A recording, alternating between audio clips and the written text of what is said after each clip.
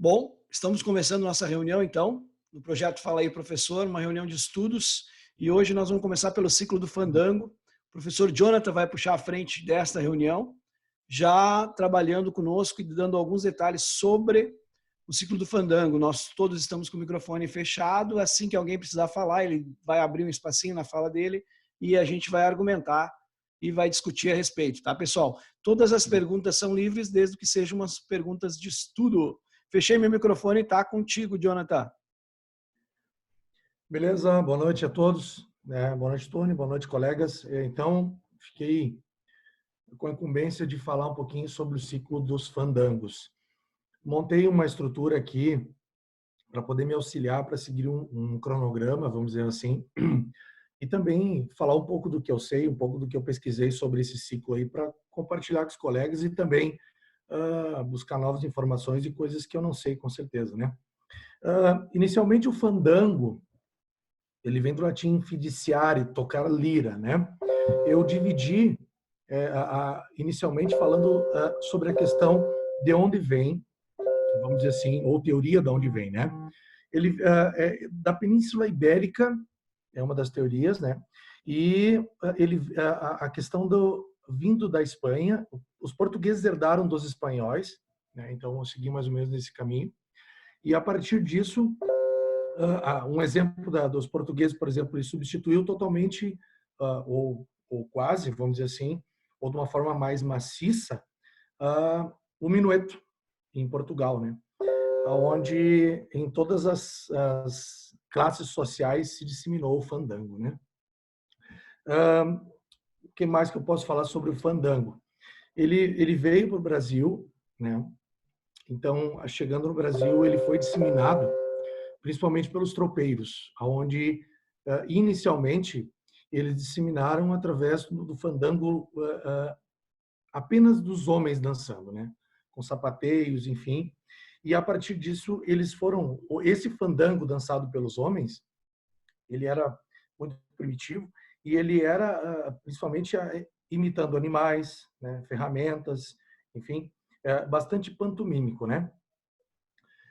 Um exemplo disso em São Paulo, né, uma das pesquisas que eu fiz durante o dia, é que o fandango ele tem uma semelhança com a catira, né, nesse primeiro momento, né, o catererê, né, que é uma dança paulista, né, do sudoeste. Então, muito interessante isso. O que aconteceu então? Os tropeiros disseminaram, né, por todo o Brasil e principalmente no Rio Grande do Sul, né? E o que aconteceu nesse momento? A característica do fandango, depois de disseminado, ele veio, chegou no Rio Grande do Sul com a inclusão das prendas, né? Aí ele surge o fandango baile, né? Então o que aconteceu com isso? O homem, a essência, vamos dizer assim, ele começou com o principal característica do fandango nesse momento foi de galanteios, né? Meneios das mulheres, né? Então começou assim com sedução nesse primeiro momento. E logo após foi evoluindo, né, passando o tempo e as seduções foram diminuindo, vamos dizer assim, mas sempre mantendo, né? Então, exibicionismo por parte dos homens, né? Como eu falei, meneios das prendas. Então, isso caracteriza até hoje a questão do fandango, né, do ciclo dos fandangos. E aí, no decorrer do processo, as danças foram vamos dizer assim, misturando ciclos, fazendo, por exemplo, nós temos um ciclo que nos caracteriza muito bem isso, que é o ciclo da dança do Anu, os ciclos da dança do Anu, né, que ele fala sobre o minueto, ele nos apresenta o ciclo do minueto nessa dança, e também o ciclo dos fandangos, com a prenda inclusa, né, na dança, e também com o pantomímico, que eu falei inicialmente. Então, a princípio... Eu vou te interromper um pouquinho, até para a gente não deixar passar. E o Cristiano é muito conhecedor dessa parte que tu falou masculina, tá? Do fandango vicentino. Então, o próprio Cristiano tem uma teoria de que não são 4 gerações, e sim uma geração a mais. Eu gostaria que o Cristiano passasse isso aí para nós. Cristiano, tá ouvindo? Abre para nós e ajuda o Jonathan nisso aí. Dá aquela tua teoria para eles de que tem uma geração a mais. Não, eu acho que assim, ó, tipo, quando foi ali o Jonathan já comentou a questão dos tropeiros, enfim, das danças do ciclo masculinas, né, que eram danças dançadas só pelos homens porque a mulher não fazia parte da sociedade até então. Isso. Então eu acredito que esse aí seria o primeiro ciclo das danças, porque ela tem uma característica própria, que seria o quê? Seria a não participação da mulher, né? E a partir do momento que a mulher começou a fazer parte da sociedade, começou da sociedade que até então era só masculina, daí começou a juntar as coisas e a mulher começou a fazer parte dos bailes. Então, eu tenho uma teoria, na verdade não é teoria, é uma teoria, ou eu acho que nós podemos classificar nossas danças em 5 ciclos, se nós formos contar as danças do ciclo do tropeirismo, né? Mas isso é uma coisa que na verdade é difícil de tu provar, porque a gente não encontra muita coisa, muito material, a gente não encontra muito material com relação a essas danças só masculinas, né? Nós começamos até inclusive o Paixão e o Barbosa Lessa nas pesquisas é muito vaga a parte literária deles, por causa que eles não encontraram muitos argumentos, enfim, muitas coisas. Então é algo difícil da gente comprovar teoricamente, mas é basicamente isso que aquilo que o Jonathan falou, né? É só o que o Tony comentou. Eu acredito que nós poderíamos classificar nossas danças em 5 ciclos, né? Mas é uma coisa que não era nem para ter saído, porque eu não tenho como justificar, não tenho como provar. É que nem eu falo a roseira, e a roseira, do meu ponto de vista, ela teria 4 ciclos, mas eu não tenho como provar, então fica 3, né? Mas Não era era isso para aí. contar, Cristiano. Não era para contar. Não tem problema. É que quando tu levanta uma questão dessa, tu tem que ter argumentos, né, cara? E eu, infelizmente, com relação a isso, eu não tenho ainda o argumento suficiente. Mas estou indo atrás.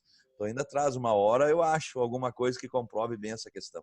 Vocês conseguiram entender, ó? Ele classifica aquelas primeiras danças do fandango vicentino, que é vamos citar algumas aqui rapidinho: o próprio fandango, o Chico do Porrete, dança dos facões, a chula. São essas 4 mais ou menos, que são um ciclo onde só existiam homens. Fandango Tá? sapateado. Isso, fandango sapateado, fandango vicentino que a gente chama. Então isso aí veio com os tropeiros. E o que acontece? Não existia a presença da mulher branca portuguesa, já existiam bugras, né? Mas aí o que acontece? O Cristiano acredita que essas danças se proliferaram, tanto que o Paixão conseguiu pesquisar. E isso se caracterizaria por um ciclo, um tipo de dança, um tipo de característica antes mesmo da chegada da mulher com os açorianos, tá? Jonathan, te devolvo, tá contigo. Tony, só deixar. É porque, na verdade, assim, ó, quem classificou as danças dentro dos ciclos, que é uma outra dificuldade que a gente encontra, e você sabe, eu acredito que pode ser que eu esteja errado, se eu estiver errado, alguém me corrija. A única pessoa que falou pela primeira vez em ciclos coreográficos, ou geração coreográfica, foi o Paixão. Não sei se tem mais alguma coisa assim, mas eu não achei. E ele classifica as danças por suas características. E então, se a gente for analisar dessa forma, nós podemos classificar as danças do fandango como sendo um ciclo à parte, né? Mas isso é só uma coisa para vocês ir pensando também. E se vocês tiverem alguma coisa relacionada a isso, me mandem, que vai ser muito útil. Se alguém quiser contribuir, antes do Jonathan tomar a palavra de novo, ou se tiver alguma dúvida, e também se quiser um gole de vinho, é só pedir. Eu tô aqui com o livro do Danças e Andanças do Paixão, e aqui fala, no finalzinho, que na sociedade rural, onde tinha muitas mulheres, o fandango não foi bem aceito no começo, porque não tinha mulheres na dança. Então, como era só de homens, elas acabou não teve muita aceitação no início. Antônio, mas o Paixão descreve em um livro... Estão me ouvindo? O Paixão descreve... Sim, Pablo. O Paixão descreve em um livro que vai aparecer essa mulher no fandango após um baile que eles vão no Uruguai, né? E que aí eles enxergam a figura da mulher dançando lá e acham que era o que faltava para essa engrenagem do movimento. Não, aí tu tá falando assim, quase um século depois, tá? Tá fazendo confusão, Pablo. Tu fez a confusão com o início do movimento, tá? com o grupo dos 8, a criação do 35, a viagem do 35 ao Uruguai, é o início do movimento. O que o Cristiano, que a Maíra citaram, são tempos bem mais antigos, quando o Rio Grande do Sul não tinha ainda cidades e os tropeiros vinham, tinham alguns povoados, entendeu? E é isso que os guris falaram. Essa parte que tu pegou é bem mais recente, tá? É o início do movimento tradicionalista gaúcho. Não confundam as duas coisas. Me ajuda aí, qualquer um dos guris aí pode me ajudar nessa. Não, é verdade. O que eu tinha falado foi das danças, e o que o Pablo fez confusão foi com relação à ida ao início do movimento, né? Que foi lá, acho que se eu estou enganado, em 1948, que eles foram no Festival do Prado, em Montevidéu, e viram as apresentações das danças de projeção folclórica. E daí eles se perguntaram, não, se aqui tem, no Rio Grande do Sul também deve ter. E daí foi quando iniciou as pesquisas. Acho que é essa data, 48, 49. E se eu estiver enganado, me corrijo. 1947. Vocês conseguem visualizar daí esse livro que eu estou segurando, gurizada? Tá, esse livro é o que a Maíra citou. Danças da Tradição Gaúcha. Aqui a capa dele não existe mais, tá? Porque ele realmente é estudado. E é um livro muito bom. É o primeiro livro, Maíra isso. É o primeiro livro, vamos dizer assim, que o Paixão começa a entrar nas gerações, que ele fala sobre gerações e não ciclos, tá? Vou ir para o professor que estava primeiro, tá? Eu não enxergo mais ele aqui, mas eu acho que ele não caiu, tá com a gente. E daí a gente separa por partes. Os guris que estão responsáveis pelo sapateio vão entrar para falar e depois as gurias para o sarandeio. Pode retornar, professor. Beleza, professor. Eu gostaria de, até finalizando minha parte do fandango, salientar assim, um resumo básico do que é essa visão desse ciclo, né?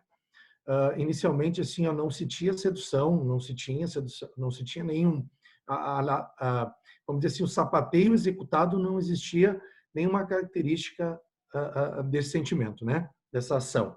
Por quê? Porque não se tinha os homens, como, né, o professor Cristiano falou.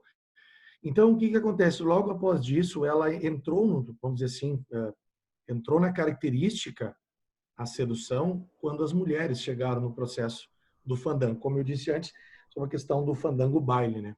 Só que uma das coisas que me chamou bastante atenção é que depois se amenizou isso. Então, ele não se tinha a característica da sedução. Num segundo momento, ele se teve com as mulheres, e depois se amenizou até chegar ao momento de hoje. Então, nós que trabalhamos com dança, às vezes a gente acaba forçando essa questão da sedução, né, do processo do fandango em si, das danças de fandango, mas ele é amenizado, né, nesse momento. Então, eu apontei como essas 3 fases, vamos dizer assim, desse próprio ciclo. E outra coisa que me chamou bastante atenção é lá na página 25, né? Jonathan, eu vou te interromper, não te interrompendo, segue seu raciocínio, tá? Só para a gente não perder essa deixa da sedução, que tu ficou bem legal. Eu acho que foi legal da gente conversar sobre a sedução. Pessoal, sedução a gente tem que levar para aquela época, tá? O que era naquela época. Por exemplo, uma época onde eu não podia tocar na mão da mulher, que para mim convidar ela para dançar, para dançar uma marca, eu tinha que pedir para o pai dela a permissão, tá? Onde ela estava com o irmão, que estava dentro de um clã, onde estava toda a família. Então, o que seria sedução? Se ela me olhasse, já era muito. Vamos lembrar aqui Capitão Rodrigo, tá? O filme do Capitão Rodrigo, acho que é até o último, se eu não me engano, é Capitão Rodrigo o nome, pessoal, né? Ou ele não é Mais Tempo e Vento, é Capitão Rodrigo. Vocês lembram que ele, quando estava a conquistar, ele já era muito saliente para a época, tá? E isso ele interpretou muito bem. E a menina que ele estava a conquistar, ela conseguiu, a atriz, o recato da mulher gaúcha, que no caso corresponderia à sedução dele, sabe? Ela tinha um interesse, mas pode ver que ela não era uma sedução extravagante, era uma sedução recatada. Sandro, puxa aí, Sandro, fala um pouco mais disso, que eu sei que tu é bom nisso. O Sandro tá aí ou caiu, pessoal? A Lupe não deixou ele falar mais. Tá com o microfone desligado. Sandro, ouviu? Liga. Tony. Oi, agora posso falar. Vai, Sandro, assume. Não cortei ninguém? Não, tá tranquilo. Depois a gente volta na pergunta. Tá. A palavra, eu vou voltar na questão da sedução que estava falando ali. Eu acredito até, senhores e as meninas que estão aí, que a sedução ela pode sim ter acontecido enquanto na própria época em que se dançava somente homens. Porque a gente está pegando a palavra sedução como relacionamento entre um homem e uma mulher. E a sedução ela pode ser bem mais ampla do que apenas esse nicho de ser homem e mulher. A sedução de encantar, a sedução de também se exibir e mostrar-se para outro é uma forma de seduzir. E outras, e aí aproveitar, fazer um gancho anterior ao que o Cristiano estava falando, eu também acredito que do fandango ele deveria ter um ciclo. Nem sei se deveria, acho que usei a palavra errada aqui, mas pela linha do tempo, né? As primeiras danças eram feitas somente com homens, e não eram somente aqui no Rio Grande. A Europa, o Velho Mundo, fazia danças onde só apareciam homens. E eles, por muitas vezes, se travestiam de mulheres. Então, essa questão de sedução, ela não é só homem e mulher, penso eu. Colegas, dentro disso que vocês trouxeram aí, o professor Tony falou aí nessa questão, né, da sedução, de não poder pegar da mão da mulher, por isso que uma das características predominantes do fandango baile seria pares soltos e independentes na sala. O senhor Tony tá tirando foto aí.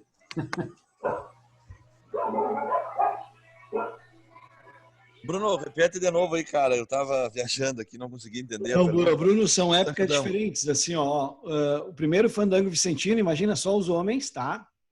Sem mulheres. Aí, chegados os açorianos, quem veio dos Açores? Não é exatamente a classe alta, tá? Então, veio aquelas pessoas para colonizar um território onde não haviam, digamos, as condições de serem povoados, trouxeram imigrantes, tá?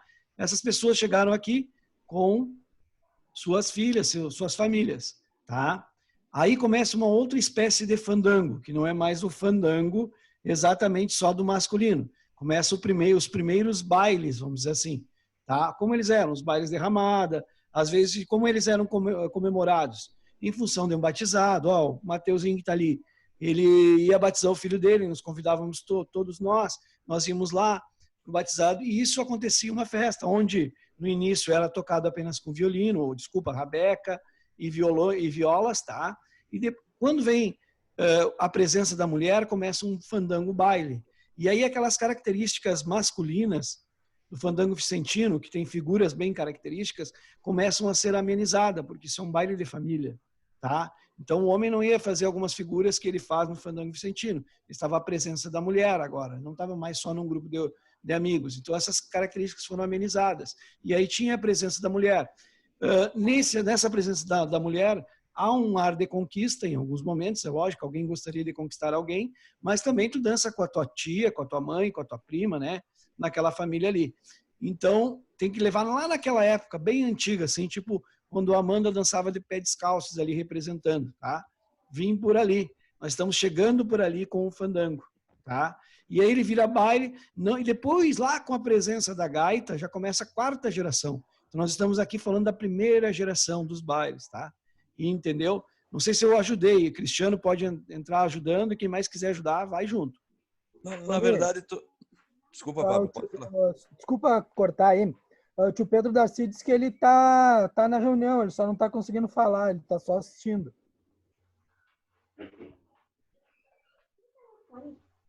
Mas o microfone dele está aberto. Eu acho, ali embaixo no aplicativo tem um lugarzinho que a gente tem que abrir o nosso áudio, abrir a opção de vídeo e abrir tudo, né? Senão não funciona. E talvez ele não tenha aberto ali a opção do áudio do vídeo dele. Priscila, desculpa. Pablo, vai orientando ele no WhatsApp, tá?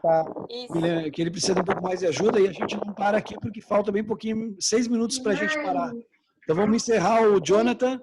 E aí, gurizada, deixa eu explicar antes. Tá todo mundo aí? Eu não vou enviar e-mail para ninguém agora. Todo mundo tem a plataforma Zoom. Tá? Aí, fecha o microfone. Eu vou bater uma foto e vou enviar para todos vocês e vocês logam. Tá? Vocês entenderam? Façam um positivo na tela aí. Agora uma coisa, fazer outra. Eu vou bater aquela foto e vou mandar lá no Telegram. Vocês já sabem o ID. Tem o microfone aberto aí, Mateuzinho. Tá, não é que eu não entendi. Ó, vou repetir. Não vou enviar e-mail agora. Vou fechar a reunião, tá? Vou bater uma foto do e-mail. Vai estar ali o ID. Tudo que você tem que preencher. Você vai entrar no Zoom e preencher para entrar na reunião de novo, tá? Eu preciso que alguém me mande